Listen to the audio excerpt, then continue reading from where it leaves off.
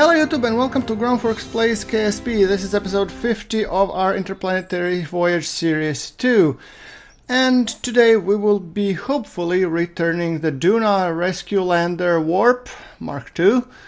That's supposed to happen in 81 days, so I upfront apologize for a little bit of flickering here and there. We will be returning that one back to Duna. And yeah, no, that's not it. We will be returning it back to Kerbal from Duna, correct. So we have one small maneuver node coming in, and after that we will be running the landing and making sure that our Kerbonauts hopefully make it home back safely. So, with that thing in mind, let's find our rescue lander and select it. Okay, fly. Okay, here we have craft information, and we have Hallery Kerman, who is piloting the vessel with another two of our kerbals in the deep freeze. You know, Kerbal popsicles, because we said we didn't have enough carborundum fuel to get us, maybe we could have enough to get us to the warp-wise to get here, because we don't use carborundum fuel, but we wouldn't have enough to circularize. So we needed to go a traditional style. And given that we were on short supplies with the food and everything, I have decided to just freeze my Kerbal and have two Kerbal popsicles coming in, while Hallery has all the food to himself. Yeah. What can I say? Hallery, you got a chance to eat frozen snacks, while the other two Kerbals got a chance to be frozen. Okay, we have here 8.5 meters per second burn. That should hopefully correct our trajectory to come to equatorial to Kerbal and in a nice place. I'm not particularly picky as to where I'm land, as long as my Kerbals land safely, because we can always retrieve the pod and stuff. Right. So that thing out of the way. By the way, today's episode will be a shorter one because I'm mostly pressed for time to actually make KSP episodes. It takes a while, so yeah, I mean, this is what I managed to scrooge in. Hopefully next will be better. By the way, let me know what's your preferable length of the episodes. I try to keep them around 30-minute mark, with an occasional longer or shorter as it happens, but yeah. So, we have our Duna Rescue Lander warp that is coming up on the zone transition, so let's warp it up.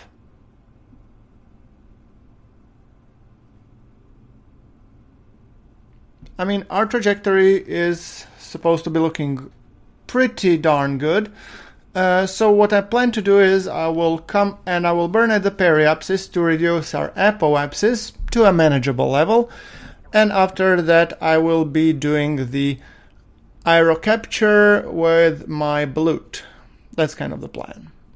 And after the balut, we will ditch everything else and just land the pod because, yeah. Because we can. 604.4 meters per second, that on a burn that's supposed to happen in 5 days.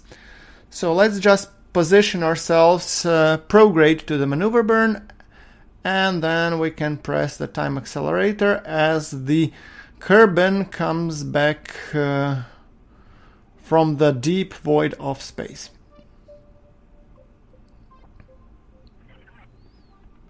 We will be transitioning the zone in 4 days.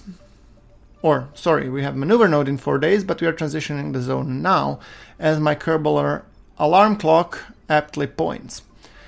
Yes, wonderful. Okay, so let's kill the UI, enjoy the view a little bit.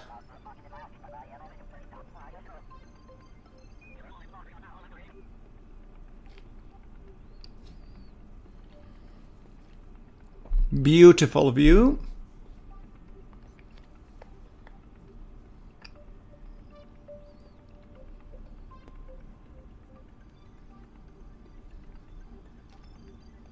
Oh, and there was a mini eclipse on the Kerbal due to the moon, or mun, I believe. Oh, this is a glorious shot. Right, I forgot that I should unfreeze my Kerbal, so I am thawing Chuck Kerman. Hi, Chuck. And we have Moomin. Hey, Moomin. Ding! Like a microwave. Right, so we will be for sure ditching the body when we return, you know, what do you call, nuclear reactors and stuff. I mean, on reheating reentry, we don't expect it to fare too well, so for safety reasons, we will move everybody into the capsule, and then we will be ditching the rest of the craft the moment we feel confident that our trajectory is good. Okay, there you go, Chuck, and we have to get Moomin. Come on, Moomin.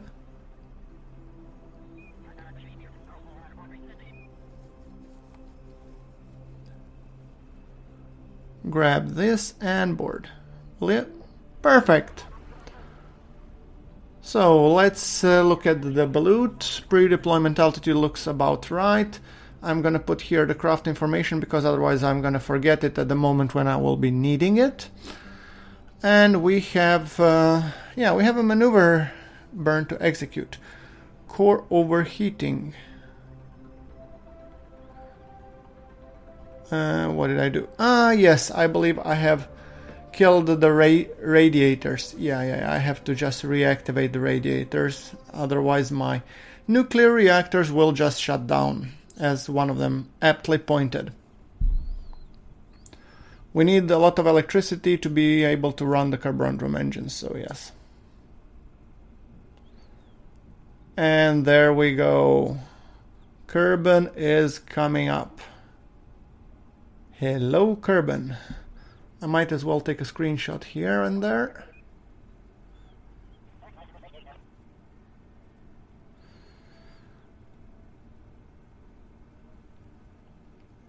Beautiful.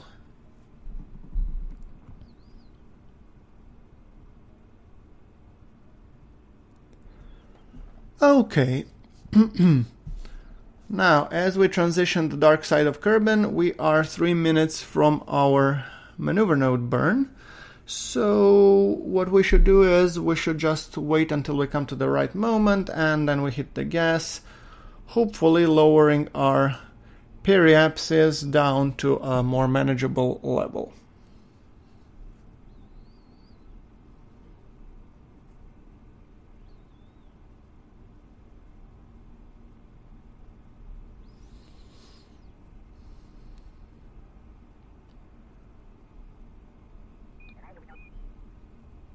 And 4, 3, 2, 1, and burn. Yeah, this will be a 1 minute burn, roughly, so... Oh, this is beautiful shot. I think I'll have this one maybe as a screenshot for the episode, unless I find a better one. But looks kinda nice.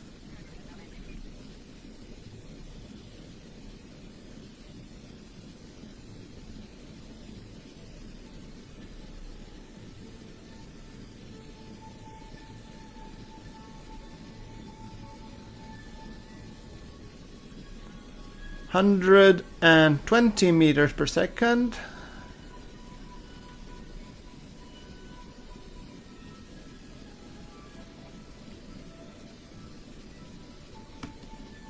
Okay, our apoapsis is 1,500 kilometers by 557 kilometers. So, I will use that to reduce further our periapsis and put it somewhere in the atmosphere. Because what I'm expecting that it will happen is the balut will just aerobrake us to oblivion and we don't need to use the rest of our delta V, which we have to a degree. But I'd rather, save it if we really need it for something, decelerating somewhere or something, but you never know when you might need a little bit of extra delta V. If everything goes well, then we dump the lower stage and just return the capsule with our brave Kerbals who have just came back from Duna.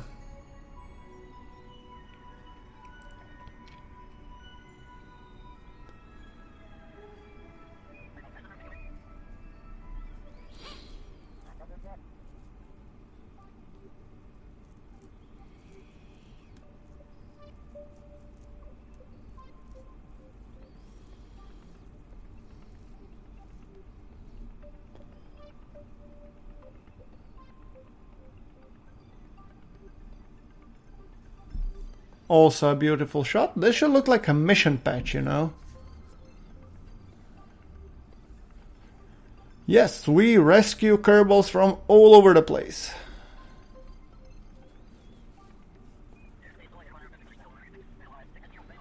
Okay, let's close up the maneuver node. We have 2 minutes until, and 50 seconds until our burn.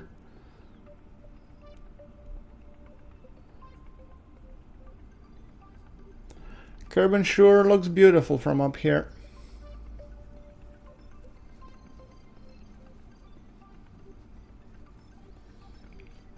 And 3, 2, 1. Go, go, go, go, go. Oops. Ah well, we don't need it to be that accurate anyway.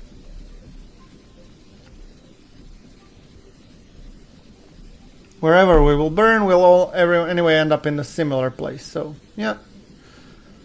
There we go. Let's put it somewhere in the range of 47-ish. I think that's good enough.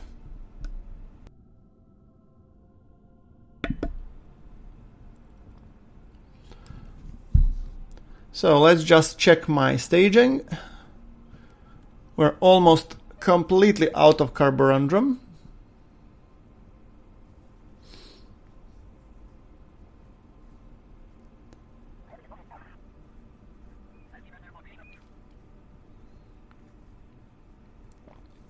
Just lining up my parachutes, and let us accelerate until to the point where we are actually coming up on the atmosphere. And we will be coming on the dark side. Well, yeah. I'm hoping that we'll have a first pass followed by then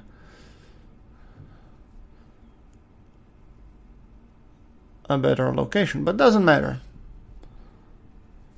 We can land wherever. And I'm getting ready to deploy the balut. We are going quite fast, 2.8 kilometers per second. So the moment we get into the atmosphere, I'm gonna hit the balut. And here we go. And obviously I had it pointed in the wrong direction, but once physics updates, yes, we have our balut decelerating us very, very quickly. And there we go, we are already landing. That didn't take long. Wow, look at that speed dropping. This is really something.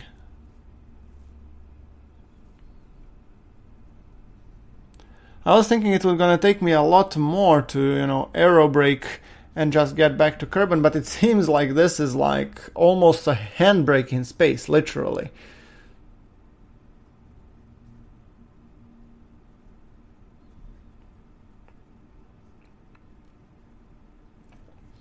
We have already passed the point where we could enable the normal parachutes, but I don't think I'm gonna do that just now. Let's cut the balut. And I'm thinking, yeah, let's point orbit retrograde.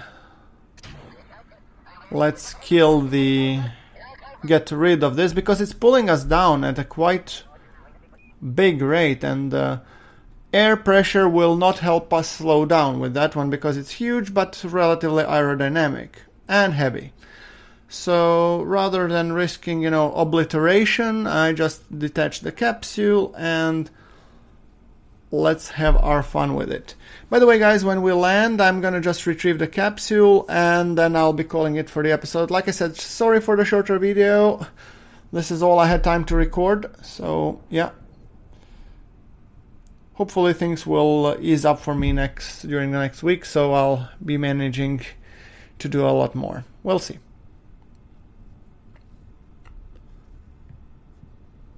Oh, beautiful sight.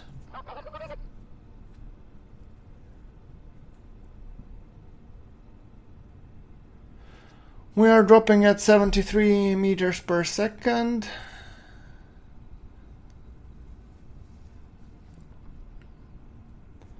5.7, 5.6.